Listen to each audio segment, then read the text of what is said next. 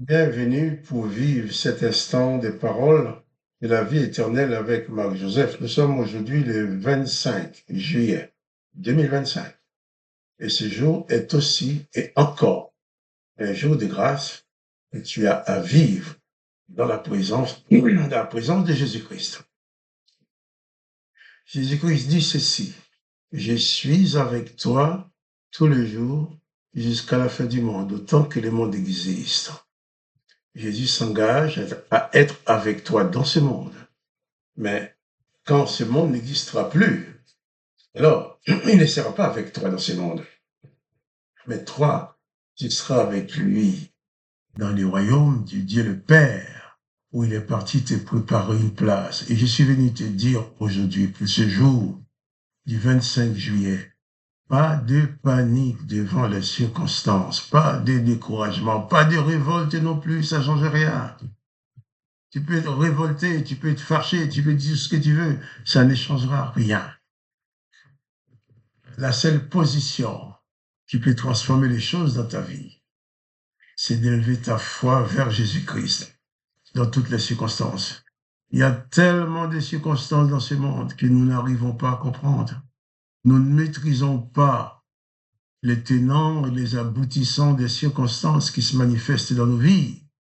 Mais une chose est sûre, c'est que Jésus-Christ,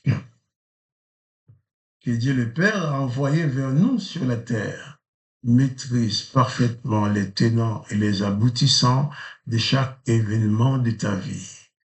Que ce soit un événement douloureux ou un événement joyeux, il maîtrise tout. Des fois, on se pose la question, pourquoi? Pourquoi il m'arrive ci? Pourquoi il arrive ça? Et pourquoi on ne le sait pas? Mais Dieu le Père qui nous aime, qui a envoyé son Fils pour nous révéler son existence, ben Dieu le Père sait. Il détient entre ses mains tous nos pourquoi. Et lui seul est capable de nous sortir de toutes les circonstances fâcheuses que nous avons à affronter dans ce monde. Alors je te dis, pas de panique devant les circonstances. Au contraire, confie-toi en Jésus-Christ.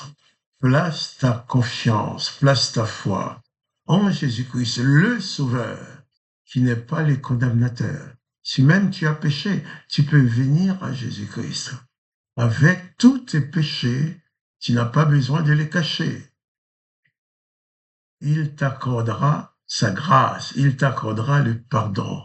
Il ne va pas prendre le temps de te reprocher pour te dire tu ne mérites pas sa présence parce que tu as fait ci, tu as fait ça. Non. Il dit venez à moi, vous tous qui êtes fatigués de porter de lourds fardeaux, je vous donnerai du repos. Jésus-Christ non seulement t'accordera sa grâce pour le pardon de tes péchés, mais il consolera ton âme, il consolera ton cœur. Il te prendra dans ses bras comme un père qui console son fils, qui console sa fille. Alors, n'hésite pas de venir à Jésus.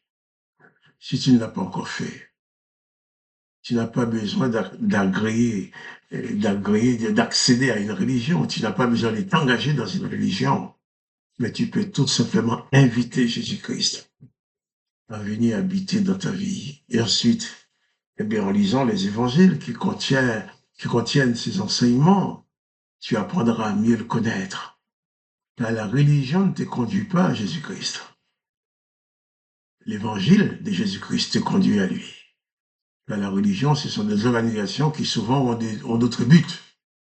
Et c'est lui de te faire devenir disciple de Jésus-Christ. Or, Jésus-Christ veut que tu sois pour lui un disciple accompli.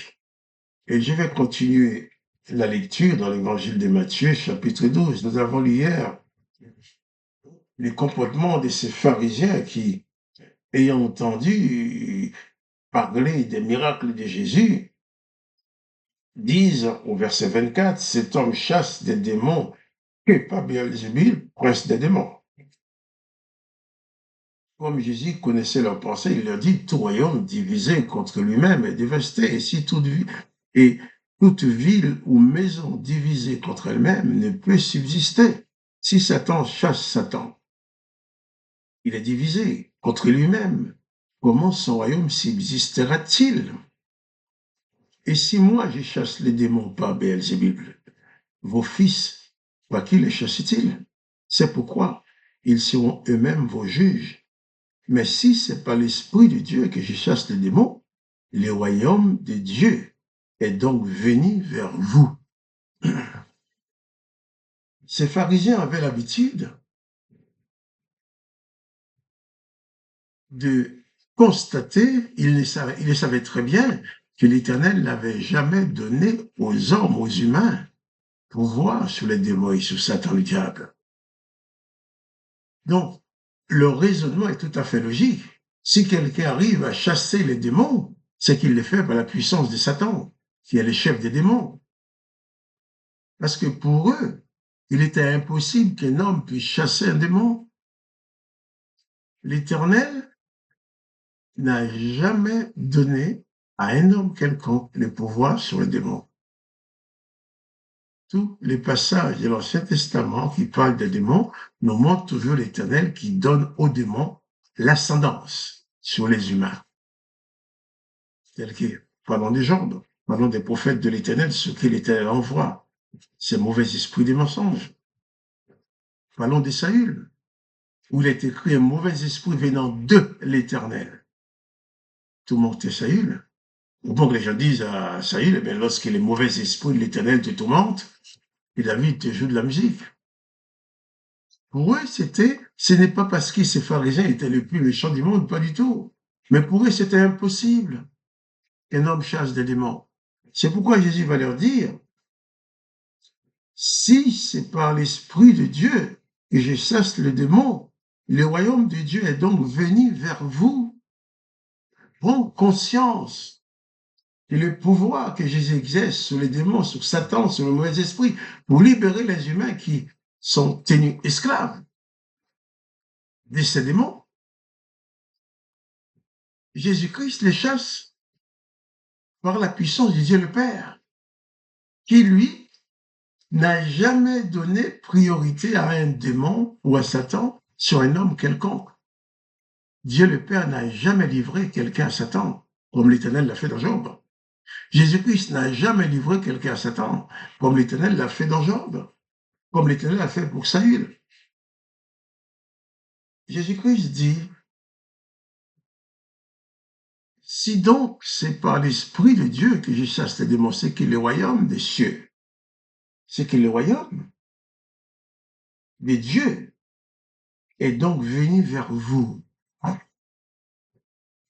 Ils avaient du mal à comprendre que Jésus-Christ était l'émissaire du Dieu le Père, qui n'est pas le condamnateur. Jésus-Christ était, on l'a appelé Yeshua, qui signifie Dieu sauveur. Yeshua, Dieu sauveur. Ce mot Yeshua a la même racine que le verbe léachar en hébreu, qui veut dire acheter, sauver. Sauver. Jésus-Christ amène le royaume de Dieu au milieu des humains.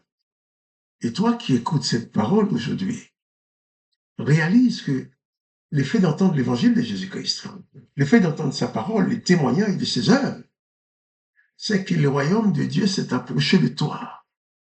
Tu as la possibilité maintenant d'accéder à ce royaume. La porte du royaume est grande, ouverte pour toi par la grâce de Jésus-Christ. Jésus-Christ dit qu'il est la porte.